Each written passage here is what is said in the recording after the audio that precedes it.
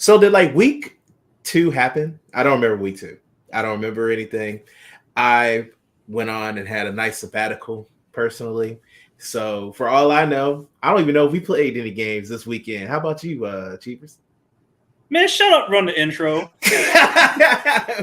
And welcome everyone to the third volume of the Until the Final Whistle podcast. Yeah. Week 2 was something. So happy DMac isn't here, but it's all good. Coming in first, it's your boy, Nolo Green. Some call me Cheevers. Yes, indeed. DMac is out on assignment. He is in Louisiana, still partying and having a good time, giving it to every Cowboys fan that he sees. But yeah, man, week 2 happened. It was definitely a fascinating week. Got some teams went up and down. Some teams stayed strong, and some teams never left the starting line. So let's get into starting for what we're gonna go with. The first thing we're gonna talk about, the game that was probably the most entertaining of all the games in week 2. Your beloved Cincinnati Bengals putting up a hell of a fight against the Kansas City Chiefs, 2-time defending Super Bowl champions. And you had a question about it, sir. Go ahead. I did. We need to talk about, and it's something that's been bothering me for a while because it feels like even if they are correct calls, the calls always go to Chiefs' way. The breaks always go to Chiefs' way. So, Mr. Nolo, is the Chiefs' luck ever going to run out? Absolutely not. Absolutely not. He said we are along. He said we are along for the ride. Have fun, everybody. I mean, okay, so the Chiefs' luck has run out a couple times. And it's only been a couple times. It hasn't been a lot. It's been when they, in 2018, when they got the game-sealing interception against the Patriots, and then, oh boy, jumped off sides, nullifying it, and then the Patriots went down the field, just giving it the ball to Gronk, and they scored the easiest touchdown I've ever seen. And deliberate, it took malpractice of sort order when they went up against Brady and the Bucks for them to lose there because their offensive line was kept together by hopes and dreams, looking like the Bears' offensive line this year. Yes. And also the year that y'all defeated them, where in the second half of that game, Patrick Mahomes, if I didn't know that he wasn't trying his best in the decisions that they made, I would question the decisions that they made in that second half. But every other time that you have said, it seems like the luck has been on their side, making miraculous comebacks. That first Super Bowl run, no matter how many points they were down, we didn't care because we was like, they're just going to come back. And they would come back every single time and win. And yeah, so I guess it just is where it is. That first run, that was the year that Houston had them on the ropes, wasn't it? In like the divisional round or whatever it was. Yes, they wanted they were up in the divisional round. I think they was up like 17 to 20 points. And then the Chiefs were like, wait a second, we're the Chiefs. Yeah, we're the Chiefs. Why are we losing to them? And then they never scored again, I don't think. Yeah, so we've seen in recent history, the only time I can really remember outside of the game we beat them where like the call didn't really go their way, even though it was correct, was the Tony offsides against the Bills last year. Other than that, they seem to have the luck. And I did want to bring back to that 21 AFC championship, and I'm going to have to glaze my team for a little bit because I feel like it, and this is my show, so I can do what I want. You sure can. I think we have come to the point where, yeah, we can say that Mahomes didn't have a good second half that game, but I think we have to start really recognizing the defensive scheme that Anarumo seems to have drawn up for playing the Chiefs. I mean, you look at the game this past week. They were completely outmatched on the defensive side. And we're talking about a defense that, as we've already seen, and then losing 2 more D tackles, you can just run it right up the butthole. Like, we're not stopping nothing. So, like, I saw a stat today that they said that the Bengals defense is on historic pace for pass yards against. And I'm like, it's because just run. Like, why would you pass against them? Like, the safeties are young and quick, and the corners are pretty good. And shout out to Cam Taylor-Britt with one of the interceptions of the century in a losing effort, unfortunately. But that interception was so good, though. It was crazy, especially after the shit he was talking about Worthy. I was like, I'm glad he did something, because it was just going to get loud if he didn't do nothing. And he sure did. He made sure of it. But if we take, it's one of those unfortunate things, and it's something the Ravens kind of have to swallow too when we start talking about them later. It's an 0-2 start. You can say it's not as bad as it may seem, because one of those games was Kansas City. But like, the positives is the offense looked like it was clicking a little bit outside of Jamar. Speaking of Jamar, the blow up he had, do you think, like I do, it's probably just complete frustration, and then you add the fact of a high emotional game like Kansas City, he just went off? Oh, it was definitely frustration, man. He feels like he was led astray with his contract negotiation. Then he feels like it was a hip drop tackle done on him. It's already one of the bigger games of the season. You don't want to lose to go 0-2. So it was a culmination of things coming together for him to have that blow up. Shouldn't have that blow up. Your savior, Joe Burrow, tried his best to save him from having that blow, that make it not as bad, but the damage had already been done. He pulled him back, and I thought it was over, and then I saw him push his arms out the way and go after him. I was like, oh, here we go. Now they're going to throw the flag. He probably got away with it since they pulled him away. Is what it is. I mean, it's a pass interference call.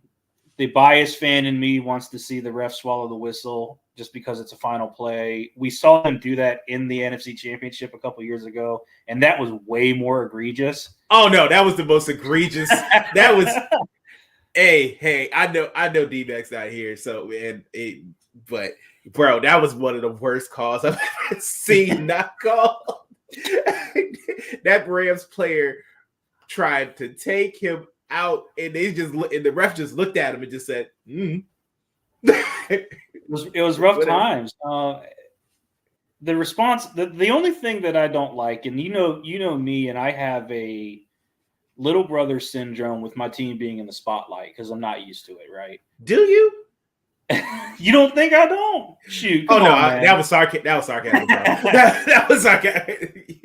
Yeah. The thing that annoys me, that every time this happens to the Chiefs, there's talk, right? There's a lot of people that come out. Here go the Chiefs again. There's a famous meme. I don't know who the ref is, but there's a famous meme of the ref. He's got red stripes and the Chiefs logo. It circulates every time this happens. I understand people want to jump on the "here goes sad Bengals" fans all over again, but like, I don't think it's all us. Like, there's a lot of us that are like, yeah, it's a foul. Like, it sucks. You don't want to see it, but it sucks. There's nothing you can do about it. But I think the dog pile on us because we're the little market is unfair. And I'm going to get off my high horse because sometimes I am just in my feels about it, but I'm just not used to it. You know what I mean? Hey, brother, I'm going to just tell you this one thing as a fan of a team that is on TV a lot, that has not accomplished a lot, but gets treated like we some juggernauts sometimes, no matter what. They just don't talk about you, bro. That just is what it is. Hey, that's just it. It is what ain't nothing you can do about it. You just got to accept it and just move on. Like, a lot of it's just noise. They just need, like, they know when, like, for example, for the Cowboys, win, lose, draw, we do good, it's terrible. No matter what, they know that the ratings are going to be, because people either hate us or love us. So no matter what, they know if they put a Cowboy segment on, even if it has nothing to do that's anything of relevancy, it's going to do numbers still. So, and people be like, why do you always talk about the Cowboys? Because a lot of y'all still watch it when they talk about the Cowboys. So that's what they're going to continue to do. Now, in your instance, your team is now good. It has been good now for what? This is like year 4 of being good? 4 or 5. Yeah. So y'all are now in this. You are now perennial contenders. So you will be talked about more. Y'all will get scrutinized more. They're gonna say some dumb things about your team that doesn't even matter, and that just is what it is. And I understand that you are not used to it, but as a fan of someone who is used to it, come to my clergy, my brother. We are here. Come, welcome. There's cake in the back. It tastes like disappointment. Come on through. That's all it is. So we wanted to try something new with some of our segments, and we're going to do a little bit of winners and losers with some of our discussions, right? And I think for the Bengals Chiefs game, winners and losers, you got your winners, definitely the Chiefs. Yeah. Right. Yeah. But for losers, Doug, how you do have 3 turnovers and you win? I saw something crazy. They were like, the Chiefs are the first team. If you take teams that have 3 turnovers under a certain amount of yards, and then a certain low third down conversion in the NFL's history, they're 1 in 252, and the Chiefs were the one. Ain't that a bitch? Yo, but for losers, right? It's my blood pressure, right? Oh my God, I cannot tell you how stressed out I get during Chiefs games now. Hey man, the tweet that you sent me, and I believe it was a Bengals fan that said it, he's like, yo, I can only imagine how fun this like games and these games are when you're not invested. They're probably very entertaining, and they are really entertaining. Even when your boy Burrow wasn't even there last year, it was still entertaining with my man Jake Browning. Jake Browning leading the charge against Joe Burrow. JB, it's an upside down 9 is a 6. I'm just saying. Yeah, yo, dog. He was out here doing his thing. If I remember correctly, it was some bullshit call there. That being said, because of my blood pressure being elevated the entire game, would you consider in the current NFL at least Chiefs Bengals being the premier rivalry? Oh, without question. It's simply because everyone else that you would think about putting up there, like the Chiefs and the Bills, or the Ravens and the Chiefs, those other 2 teams have beat Patrick Mahomes when it mattered. They beat them in the regular season. They got their dubs in the regular season. Absolutely, that's cool and all. But when it is prime time, showtime in the Patrick Mahomes Invitational, neither one of them have defeated them. Only quarterbacks to ever do it is Tom Brady, who's now announcing games, and Joe Burrow, who is the current quarterback of your team. So yes, I can't to say that the Chiefs and the Bengals are the premier rivalry. I also saw that the winningest quarterbacks against Mahomes are Burrow, Brady, Allen, right? And they all have 3. So nobody's beaten him 4 times.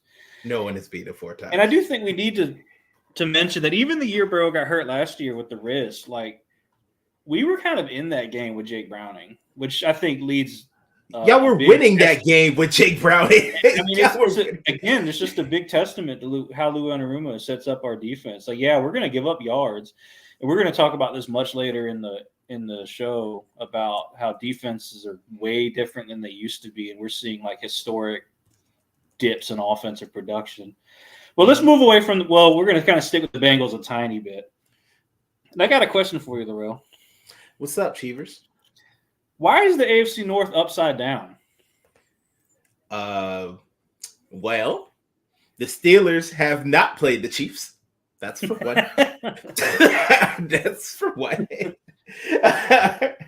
Sadly, the other game between the Bengals and the Ravens that they each have played maybe, can we even call the subpar competition? Because the Patriots defense is still amazing and it keeps them in the game. And each of their 2 losses, or not 2 losses, they only lost once. They lost this last couple of weeks. They lost to the Seahawks, and they barely lost to the Seahawks. Again, I think they lost on like a field goal, if I remember correctly. And then the Raiders won with a field goal to beat the Ravens, lost to the Raiders. And that's all on the Ravens. They should have won that game. They was up They stopped running the ball. They gave the ball to Derrick Henry one time in the fourth quarter. They did the same thing in the AFC Championship game against the Chiefs. I'll never understand it. Yeah, it's weird because, like, I don't like using – I know we like to joke and call teams subpar because it's fun, right?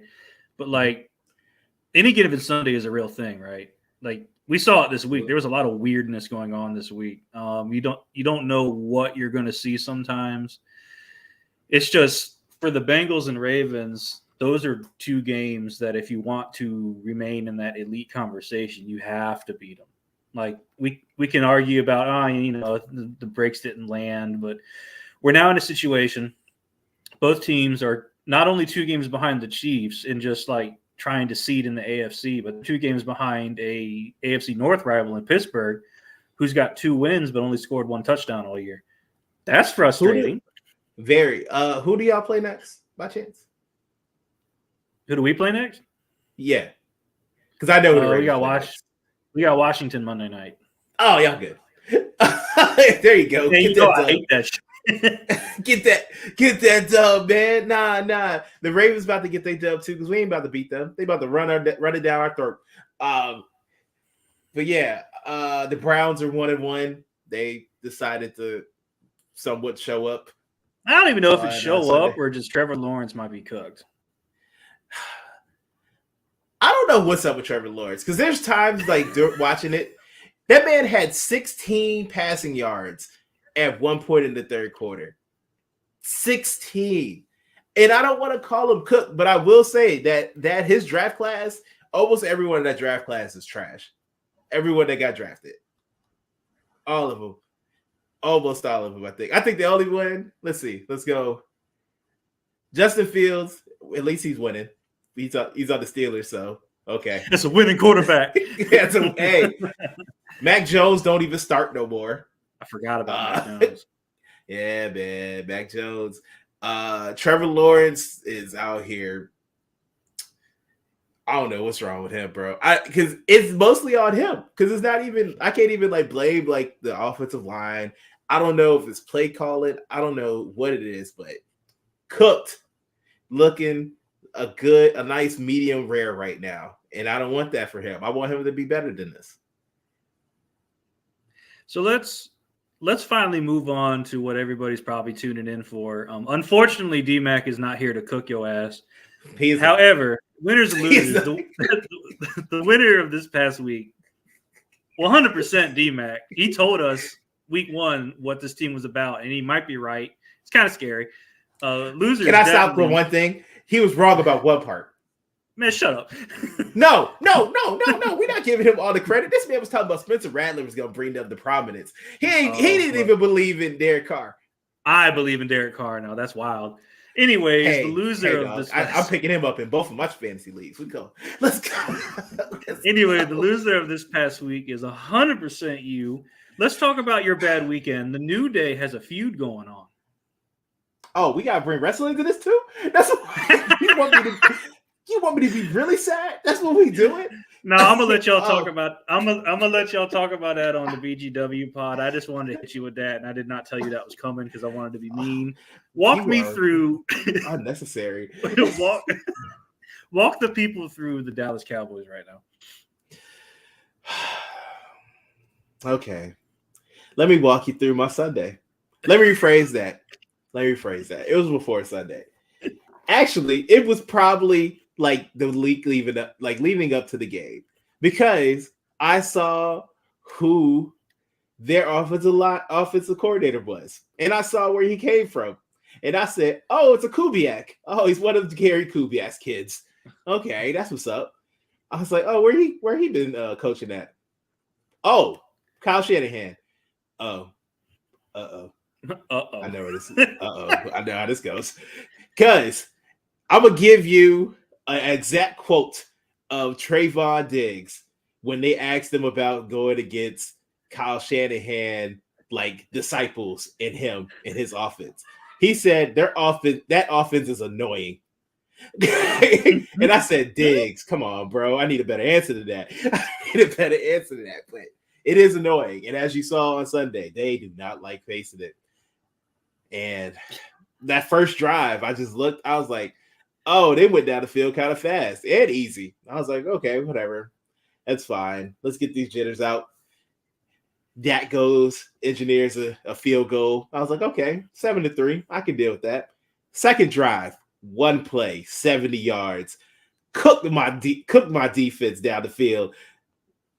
He got that fantasy darling going on right now. You pick him up, you might get a 70-yard touchdown.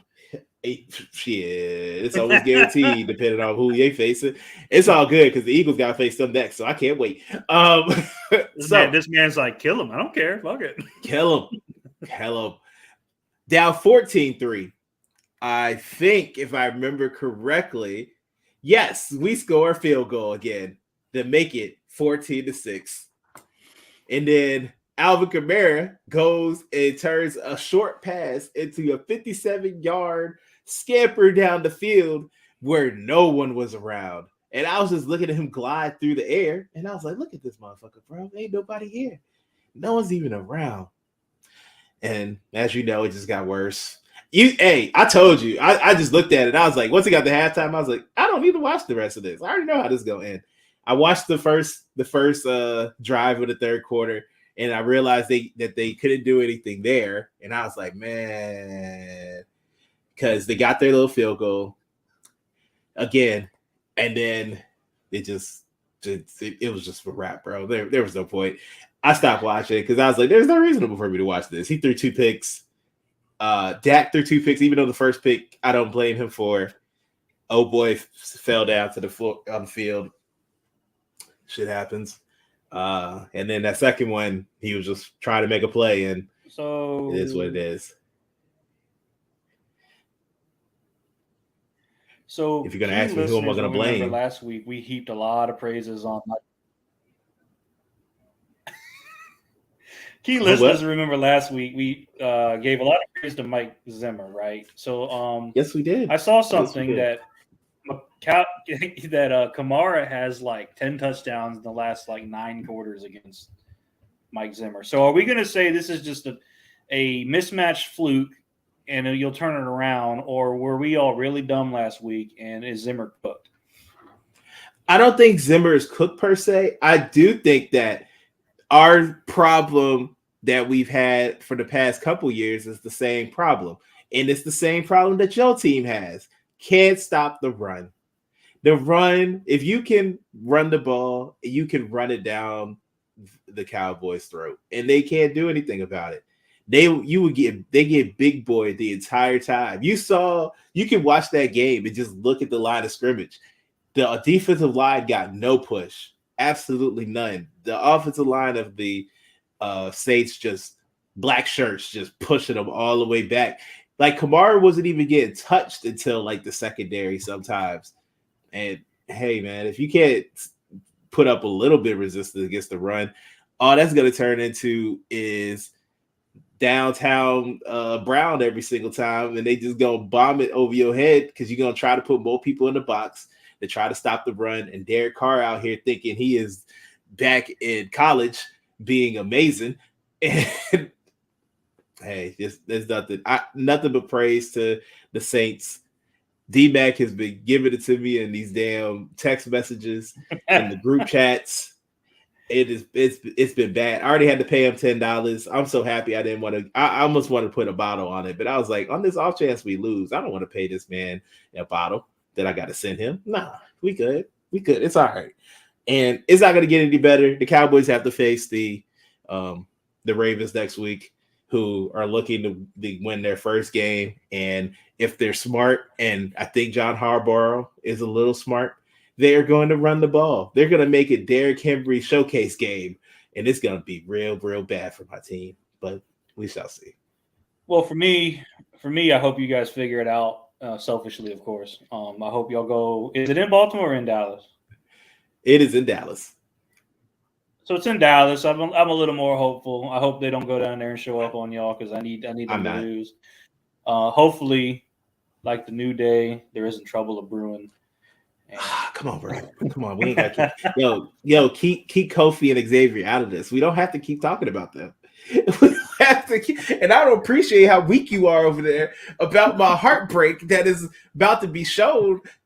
No, we don't need this. We don't need this, man. We don't need this.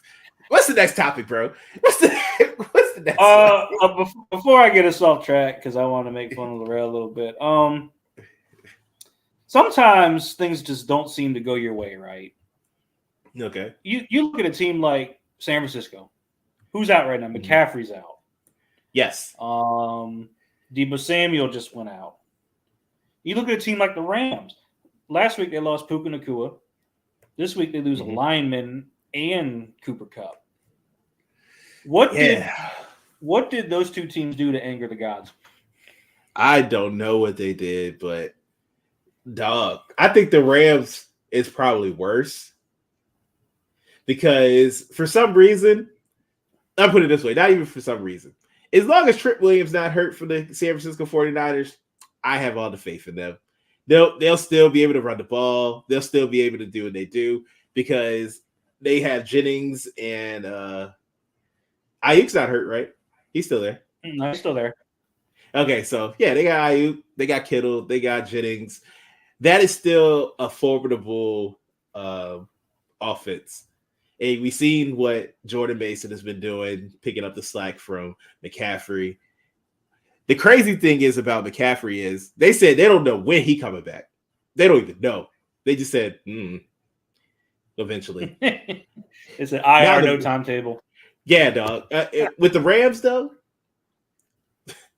you lost Puka. Cup gone. You lost I think the whole left side of your offensive line is gone, and you're down to backups. And I think a defensive player got hurt as well. And the Rams sold their soul to win that Super Bowl, and they've been receiving the hardest trials ever since. Yeah, they were just like, look, you got your ring. This is what you wanted. Now everyone's got to suffer. I'm sorry. Hey, bro. Fuck them picks worked for a little bit. It worked for a while. It worked for a while. They got some great players down there, and they won the Super Bowl, which is what most people wanted to do. That is your goal. But you got to pay for these crimes, dog. You got to pay for them. You remember in the draft when they came up in the first round and said, now picking the Los Angeles Rams, everyone was like, huh? Because we ain't heard it in a while, bro. It's been a minute.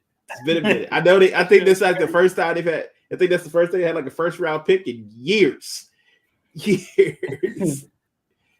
Run me through, Laurel. Run me through the winners and losers of Monday Night Football.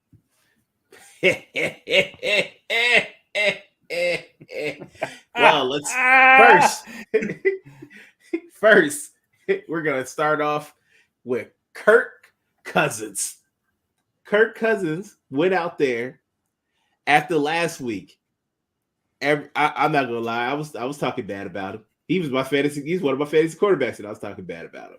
But he went out there and he redeemed himself. He actually, because they was talking about how he couldn't take it, he couldn't go under center to do plays anymore because he couldn't get in the stance and get off his back foot and have enough time. His knee couldn't take it, or his Achilles couldn't take it. But that man was looking pretty good to me.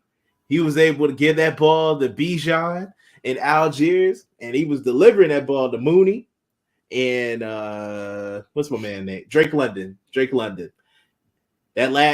don't know what was up with that last that last drive where I don't know if the Eagles were just like, we just gonna let them score. Why not? Bend don't break, dog.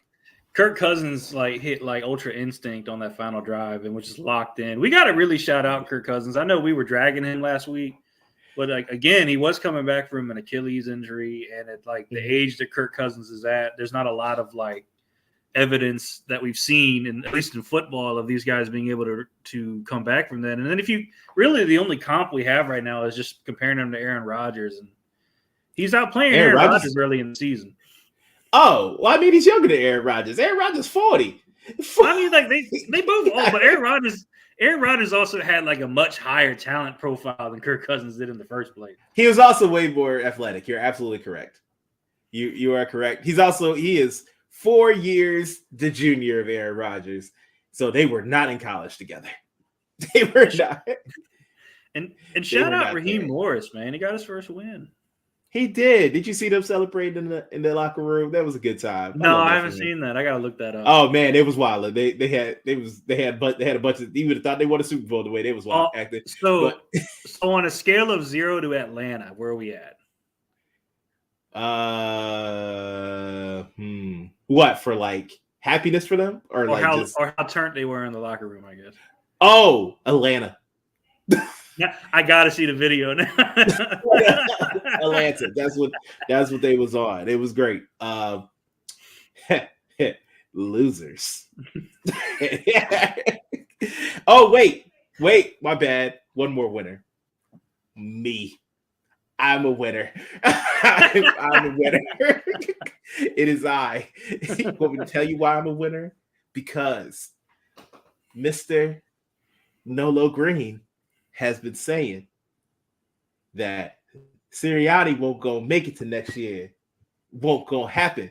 That's not him. We are one step closer for me being right. Because I can't even blame, even though he is a loser, because he's definitely the loser, Sirianni. I can't blame him for everything, but I can blame him enough. Because when you had the chance, why did you not go for it on fourth down? What after Kellen Moore called that play for Saquon Barkley, an easy play, which Kellen Moore did his job right, Jalen Hurts did his job right, Saquon just didn't make the catch. So that was third down. Fourth down, you aggressive as hell every other time. You don't want to be aggressive this time. That was probably your best time to be aggressive. Because if you went for 3, which made it a 6-point game, except for trying to end it and just get the first down, and then that would have been a ball game. It'd have been all over. But nope, you tuck your tail between your legs. You won't know big ball Sirianni last night, not at all. But hey, that's just me. That was my time. Thank you. So I'm going to differ slightly in our analysis of Nick Sirianni being a loser, right? Because I don't agree at all that was the right call. Like, why would you take a situation like that and and make it to where there is a possibility that the clock is going to stop when all we got to really do is run it out? You know, even if you don't get the first down, you don't leave them with a lot of time. And as we were seeing, he didn't need a lot of time. It's not like they were really moving the ball the rest of the game either. So boneheaded arrogance. I don't like Sirianni. He just irks me for some reason. I don't blame you, man. I don't blame you. What? But okay, so I'm not mad at the call. Like I said, I'm not mad at the call because the call it is what it is. Only thing that was wrong was that Saquon dropped it, and Saquon went in there as the man that he is and said, "I failed my teammates tonight," and you did, buddy, because you dropped the pass that was easy as hell. But it is okay. But okay, I don't know. Did you? Oh, go for it. Go for it. I'm going to present you with a scenario, right? Because Sirianni and Dan Campbell both have a more aggressive play calling style. And we saw in the Lions game, which they lost, in the first half, he went aggressive and it caused a procedural penalty that led to a 10-second runoff, and now they can't kick a field goal. Yes. A field goal that they probably needed later in the game, right? So between the Lions and the Eagles, because they're both in a very similar situation, if it gets scary hours for both teams, who gets the axe first? Oh, Sirianni, by all means. Dan Campbell ain't getting fired, dog. So Dan, this is the same thing that happens with Zach Taylor. Does Dan Campbell have the "you were the first time we've ever been this good" graces? Yes. It's like unlimited. Like, look, it's got to get bad for us to be like, "All right, buddy." Yes. You remember how long it took y'all to fire Marv? Shout out to Marvin Lewis. Shout out to Marvin Lewis making this broadcast every Raiders game. Oh, is he? Okay. Yeah, they put him on TV. I'm always like, it's my guy Marv. Shout out to Marv, bro. He gets a bad rap, but it's all good. It's cool. But Marv created a stable culture in Cincinnati post 90s Bengals. Hey, that's all I'm saying. That is a Herculean feat in its own right. Now, also during that Eagles-Falcons game, there was a certain coach who was petty, and it was my kind of petty. I loved it. Love that shit. I don't know if y'all saw the Manning cast with Eli and Peyton Manning. They had Bill Belichick up there. Bill Belichick, who, by all rights and purposes, was going to be the Falcons head coach, had 2 interviews. And one fateful Saturday, someone got into Arthur Blank's ear, Adam McKay, Bob Kraft, and made him, and then he changed his mind and reneged, basically. And then they went to Raheem Morris, which I'm absolutely fine with because shout out, brother. And yeah, Bill Belichick is still salty. So he was up there. He saw Mooney catch a pass. He was like, Mooney was one of the 3 players that got them fined for tampering because they contacted them early. And then you just see Peyton and Eli just sitting there quiet. And they say nothing else, and then they moved on right after. Like, they're not gonna let us invite him back. Oh, he'll be back. Oh, he'll be back, baby. Because don't let it be another Falcons game because he's gonna be petty again. Bill Belichick, for everybody that knows who Charlie XCX is, Bill Belichick is having his brat girl summer. And I am here for it. The man is going on TV. The man is hilarious. He has an Instagram now. This is not the Bill Belichick we remember from New England. This is not the one that said we're on to Cincinnati. This is not him. Bill is out here living his best life. He has given us some of the best football breakdowns of X's and O's that we have ever heard. That man literally went on like a 10-minute rant of just glazing somebody. And I was just like, yo, look at Bill. He loves this shit. He's so bad he's not a coach right now. I think he will. NFL? Bro, yeah, man, you know how many people about to get fired? You don't think nobody he might be in Philadelphia. Hey, that's a big plug and play, baby. Other than the only person to be mad about that is their GM, who does an amazing job. Yeah. Somehow he be create a cap space out of nowhere. Who knows? Motherfuckers just be coming out the ether and shit. But it's all good. It's A-okay. We gonna talk about these Bears next. Let's get on to one of the biggest stories. Yeah, let's get on to one of the biggest stories of last week, right? Bryce Young has been benched. Ooh. For the Red Rifle.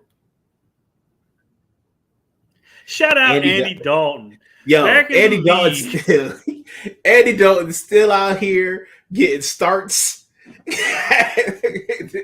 He outlasted AJ Green. We played that. I know. He outlasted Marvin Lewis.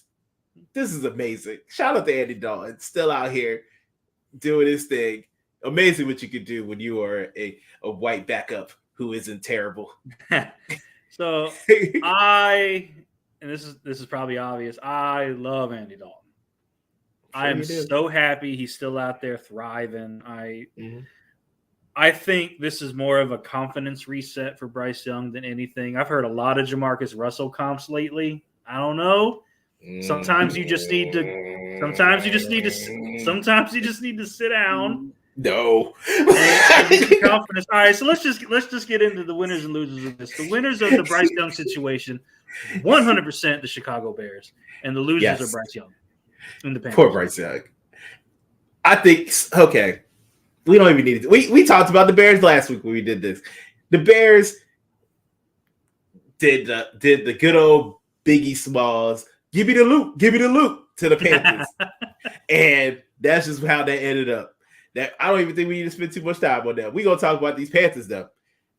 The Panthers, first of all, the way they have treated and done Bryce Young with no development in this time is organizational malpractice. They have done such a terrible job with him. And I can't even I can't kill Bryce Young too much. I know everybody wants to talk about like how bad he's been, but think of the environment that he's in. He has probably the worst owner in the NFL as an owner because he wants to be Jerry Jones, but don't got the cachet like Jerry Jones. He wants to be so involved with everything and have everything with his hands on it. He doesn't know how to let other people do their jobs. Then he hires Frank Reich, who used to be the offensive coordinator of not even the offensive coordinator. He was the head coach of the Colts. And for whatever reason, they fired him before the season ended, he's gone. So that is one voice that Bryce Young has to listen to. Then he gets a new voice to listen to. He's gone. They hire a new guy, Castellanos, who you would think if you're going to have the number one pick, you're going to pick somebody as a head coach that's going to be like, hey, I will make him my guy. I can see that I can make him better. And that is not what we've seen. And then you give him the quick hook. He made it past week 2, and he is already on the bench. Dog, he's the number one pick. If I was him, I would ask for a trade. I'm done in this town, dog. Get me out of here. Let me go somewhere where I could just be a backup for a little bit and then hopefully take somebody else's spot because he done in Carolina. And they suck. They're not good. Nothing about them is good. There's not a single thing that is good in that city other than the food. Football-wise, it is not good. So to bring the Bears back into the winning side of this conversation, they have Bryce Young because they traded away DJ Moore, who would have been a great weapon to have for your rookie quarterback. Absolutely. For the pick haul, the Bears went and re-signed DJ Moore, and in a complete opposite strategy, decided, let's get our guy and also surround him with some stuff. Like, we'll talk about the Bears in a little bit, but yes, we will. At the moment, they're winners. Yes. So now we're in a situation where, like, so in your scenario, right? He did get pulled maybe a little earlier than you would expect. I mean, he was horrendous through 2 weeks. But I think it's more of a confidence thing. I don't think the guy's got any confidence. But if you also take that situation and he's like, trade me, who's knocking on the door for the dude that had a passer rating of like 50 over the weekend? Someone who has, if you're just gonna be like a backup, then it's not that bad. I can see him like going to like the Raiders. They ain't got nobody. I don't even know who they. Oh no, their backups. Old boy, Aiden Collins or whatever damn name is. Don't know who that is. Don't worry about it. Yeah, nobody cares. He is not the future. Let's stop. Nah, our boy Marlon needs to stop playing. He ain't the future. His mama don't even know who he is. Wow. Who else is bad? Let's see. Who else is 0-2 in this world? But no, he's a rookie. Nah. I wouldn't even send him though. You would think that'd be a good match. That'd be a good match for Bryce Young, because that's someone who's really their head coach is really good with shorter quarterbacks. Maybe he could actually give them some confidence and build them up, and they could actually be worth a damn. It's a possibility. I would have hated if he went there. I could see that somewhat working. No, I think he needs to go somewhere weird. Like, I'm gonna throw something weird out there. I can see like Pittsburgh. Okay. Bringing him in. All the black quarterbacks. He's all the black quarterbacks. They're gonna have to give out black Air Force Ones again. Get them together, bro. 757 reunion. Yeah, you know what it is. I was gonna say more from the Russell Wilson comp, just play wise. He's just a small Russell Wilson, really. But yeah, you could always go to Will Levis. You go to get Will Levis, like get this man Will Levis out of here. You heard how his coach was talking about him. How does Will Levis in 2 straight weeks have one of the most boneheaded ass turnovers you've ever seen in your life? You see that shit to Tajay Spears? He like rolled it on the ground to him backwards. I'm like, what are you doing? Just eat the sack, bro. He doesn't know how to eat the sack. He's always trying to keep the play alive, and that's not what you need to do sometimes. Sometimes you got to know when the play's dead. And each and every time that you have thrown boneheaded plays, the play was dead, and you could have lived on, punted the ball, and lived another day. But you gave up the plays that either gave up points or gave the other team points. And hey, so that's what I'm saying. You can back up Will Levis, man. Let me take you to Sunday night then, right? Because we have the obvious winners. CJ Stroud looked good. It's not like they were it's not like they were firing on all cylinders, but I think that's more a testament to Chicago's defense is actually really good. Yes, Mixon looked great. Hopefully, the ankle injury is not too serious. So the Texans looked awesome. Losers from the situation, the Bears. Not only are the orange jerseys awful, but the offensive line, as we saw on Twitter over the past 2 days, horrendous, is hilariously bad. It's so bad.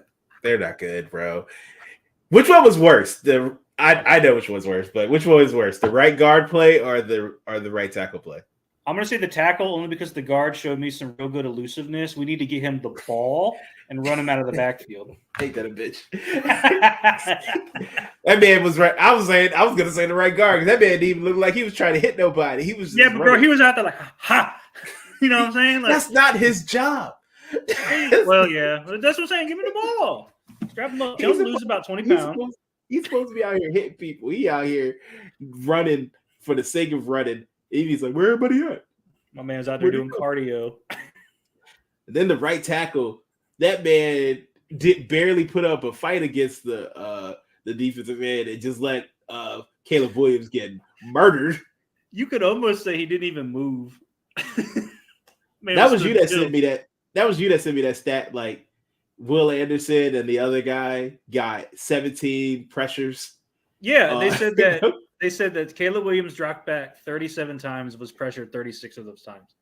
That's not good, bro. Especially for a rookie quarterback who has still not really learned that you're not going to get away from all these guys. Like he has to learn that he can't trust his offensive line. That's literally all he has to. That's what he has to learn. And the crazy thing is, he gets the ball out like top 10 fastest in the league. Yeah, one of the plays that's designed that way. Yeah, yeah. It's just that sometimes you got to save the player from himself sometimes, and you got to do play. I don't know if the running game got to do better. I mean, it has to do better, but if it can do better, maybe change up the plays, do some more 3-step backs. Drops more than anything. Can get that ball out of his hands faster because that offensive line is abysmal. Like it is not. He's not going to make it through the year at this rate because Houston only. Yeah, Houston didn't even like blitz him like crazy. They only sent like one extra person when they were blitzing. They won't send in like the house every time. It's scary hours in Chicago. I know it's still early. I wouldn't worry too much about it. It just might be a rough first year based on personnel on the offensive line. We were all hoping that there was going to be an instant turnaround. Mm-hmm. It's not always possible, but it's only week 2. They are 1-1. All is not lost. Hey, did you? That's another person that Bill Belichick went in on. Caleb Williams? No, he is the football executive and or used to be the former. Oh, wait a second. Who is the general manager? Yeah, he's the general manager of the Chicago Bears, Ryan Poles. He was talking about his roster construction. And hey, I can't disagree because you got Caleb Williams a lot of shiny things. But nothing to protect them. So basically, we're saying you had a generational bag grab but then you didn't do anything with it. We're gonna let y'all stew on that one. Damn shame, ain't it? Let's talk about the MVP race. Let's talk about who are, as of right now, the top 2 quarterbacks in our football league. Derek Carr, who went absolutely wild again for a second week, and Baker Mayfield. So, Laurel, I want to ask you a question because I would love to know your opinion on this one, because we had differing opinions last year when Lamar won MVP over McCaffrey. And you kept telling me it's a QB award, it's a QB award. If we get to week 18 and Baker Mayfield and Derek Carr are still the only 2 lighting it up like this, does the NFL swallow its pride and give one of those 2 the MVP, or do they give it to the next best offensive non-quarterback to keep their marketing available? No, what you talking about? They love Baker Mayfield. Did you remember all the commercials Baker Mayfield was in? Some insurance, whatever. No, not even insurance. That man was living in the stadium. That man was living in the stadium. What do you mean? They love Baker Mayfield. If Cleveland didn't cut and run so fast, they would probably be probably like a top 3 team in the NFL. But nope, they got rid of him, and he got exiled to Carolina, that terrible franchise.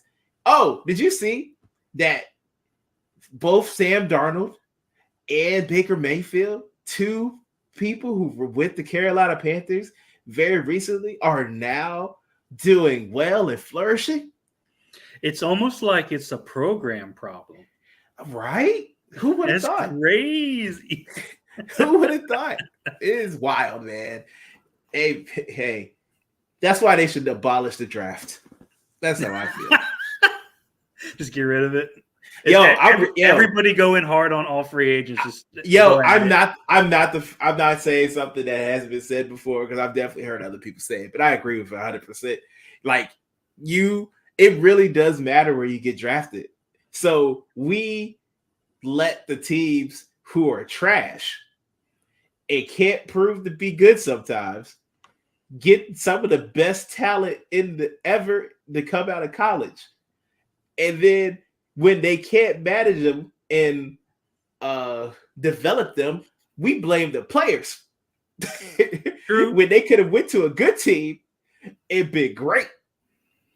Absolute testament. Patrick Mahomes gets drafted into a pretty good situation in Kansas City, sits a year or 2, and is now the best quarterback we've ever seen ever. He sat a year. He played the last game of the season, and I mean, but that's like we're in the playoffs. It's basically a preseason game. Exactly. The Kansas City Chiefs at that time were literally, it was plug and play. Getting rid of Alex Smith, who could get you far, but couldn't get you far enough. It happened to him in the San Francisco. Happened to him with Kansas City, and I know both head coaches were just looking at him and say, "Hey, buddy, you did good, son. But we're gonna let Patrick get us there for the rest of the way."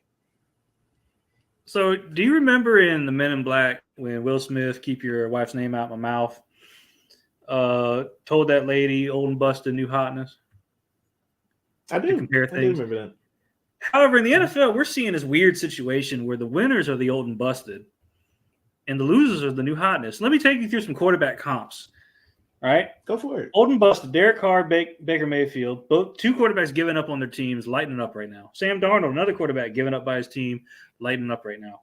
Bunch of our rookies are struggling. Jaden Daniels is the only one who scores. Bo Nix is on pace not touchdowns.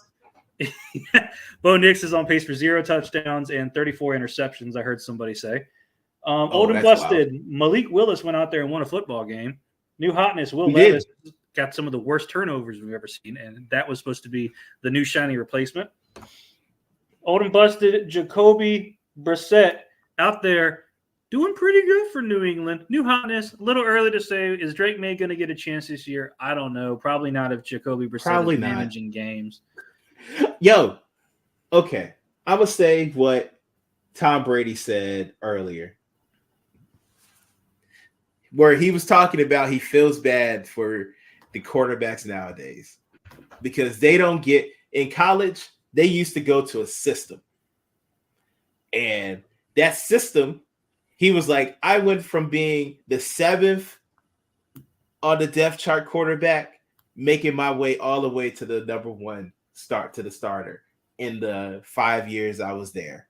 And then I got drafted into the NFL by the Patriots, and then I was developed, and I didn't even play my first year. And I really only played when it was time because I was the backup. And he was like, these players now don't get to sit. They just have to go out because the way the salary cap now is and like how outrageous quarterback contracts are, you want to get as much out of your rookie quarterback or your rookie contract quarterback as much as you can before you have to pay him that crazy amount of money. And then it makes it a lot harder to do things to make your team better. And you're playing a bunch of players who aren't ready. They're not ready to be the starter for real. We just put them out there because trial by fire, and we'll see how they do. And a lot of them are floundering, and they would do so much better if they actually got the room to sit back and develop. But that's not how the NFL is nowadays. They want to get them out there immediately, and if they fail, they fail. And then you have Bryce Young, who is benched after being the number 1 pick in his second year. And it's probably a product of the situation we find ourselves in now where quarterbacks don't really sit anymore. But the fans do not have the patience to have the new guy come in and sit and just still be bad, even though if they put him in, they probably will still be bad. Because as we've said, the draft rewards the losers. So pretty often the quarterbacks that are highly rated are going to those teams that are going to lose still.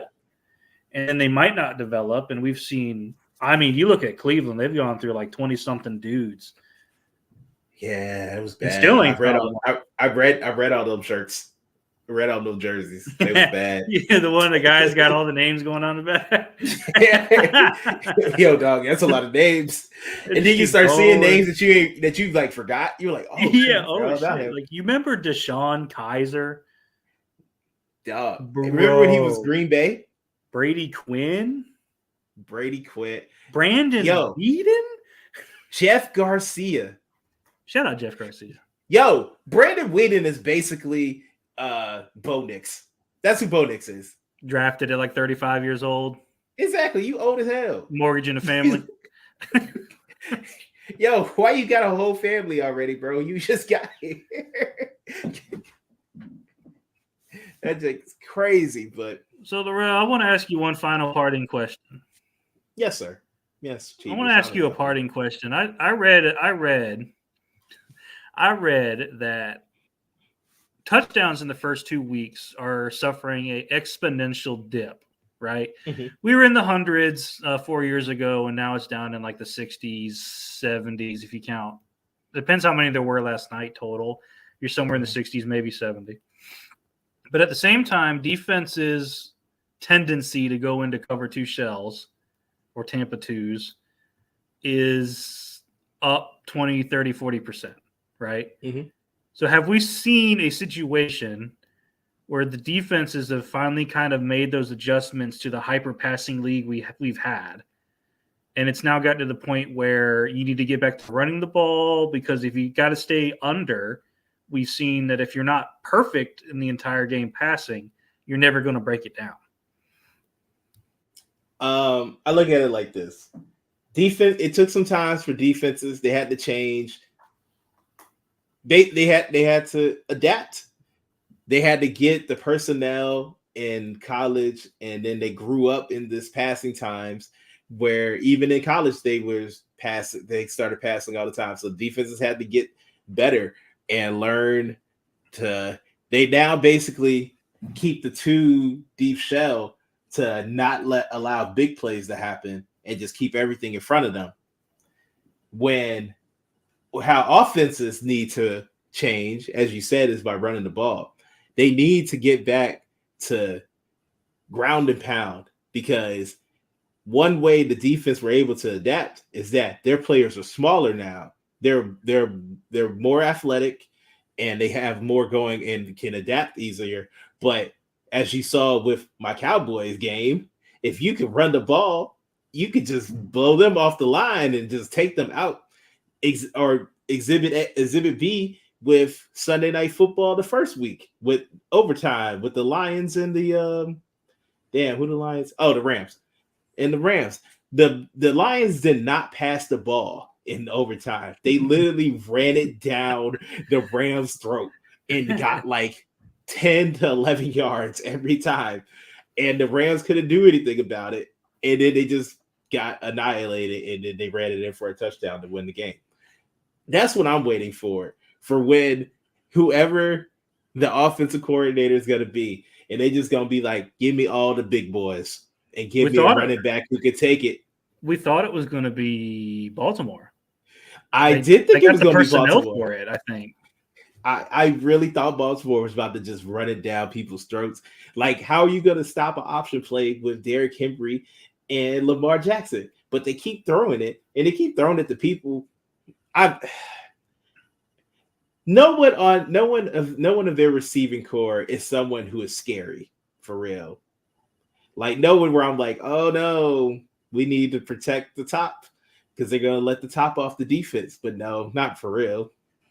They're decent pass catchers. They're decent receivers. They have two pretty good tight ends, but they're not gonna like scare you from like changing anything or doing anything differently. So what they need to do is get in that good old 12 personnel and run the ball. Run the damn ball. This might help prove your point for getting back to running the ball. We've seen, because I think it's a little more complicated than just defenses will just keep things in front nowadays.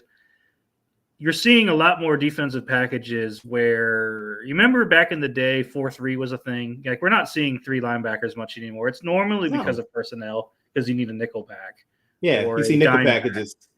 But nickel is basically the basic. 4-3, yeah, it's basically like, it's the basic package now. We're seeing teams get fast, aggressive linebackers whose only purpose at this point is to sweep up, right? And we're seeing more and more athletic and freak of nature type athletes on the front four, to where we're not relying on blitzes like we used to. Somebody on the front four is going to win their comp and get to the quarterback. Mm-hmm. So we're running into situations where, okay, if y'all want to just pass all day, we're going to drop, what would that count be? We're going to drop 7 into coverage. 4 guys are going to rush. One of them is probably going to win and chase the guy. And we were just talking about QBs don't get the development time they need. This is probably the first time in their entire football career where defensive lineman is coming at them and is going to catch them. Yeah, because in a lot of cases, some of those defensive linemen just as fast as you are, or faster. I mean, Aiden Hutchinson had 5.5? He had 4.5. They did take one away, didn't they? That is ridiculous. He had 3 in the first quarter. He had 2 in the first drive. That's wild. I didn't know it was that bad. I'm pretty sure that's what it was. Oh man, yeah. That's not good. Whoever that offensive lineman, I know he's getting cooked in the room. They in film say, like, look at you right here getting beat again. Looking like a revolving door. Out here just gotta get cooked. I mean, we saw it in the Chiefs-Bengals game. Hendrickson was giving their left tackle all kinds of fits. They eventually took him out. They're like, no, they had to. No, well, maybe next game, buddy. This ain't for you, bro. Sometimes people just have your number, man, and you just gotta be like, white flag. Let's put somebody else in. That's our only D lineman that's any good right now. We had to sign some dude off the Patriots practice squad. I think he was either free agent or practice squad. D-line interior help is on the way. So it'll still be Trey Hendrickson all by himself. And yeah. It's all good, man. It's all good. But yep, that is it for the Until the Final Whistle podcast. You can find me at Rally of the Leaf on Twitter and Instagram. Follow the main pod page at BGW Pod. Follow me on Twitter or whatever they call it now at Cheevers 1989. Tagline The Antagonist. Make sure you tune into the next BGW podcast where Laurel will probably vent his frustrations and feelings about the New Day's new feud. It's going to be a big one, probably. I mean, they've been doing this for about a couple months now. So it was just Monday. Monday was the worst. It was. I saw you and your boys going through it on Twitter. It wasn't a fun time, man. It wasn't a fun time. It's not looking too good. It's not looking too good. I need Big E to come back and save the day. But it's all right. It's all right. You can find DMac at DMac Tardy on all social platforms. Also, you can probably find him in Louisiana, still cooking, having a great time. These Cowboys fans. But yeah, man, we is out. Bow.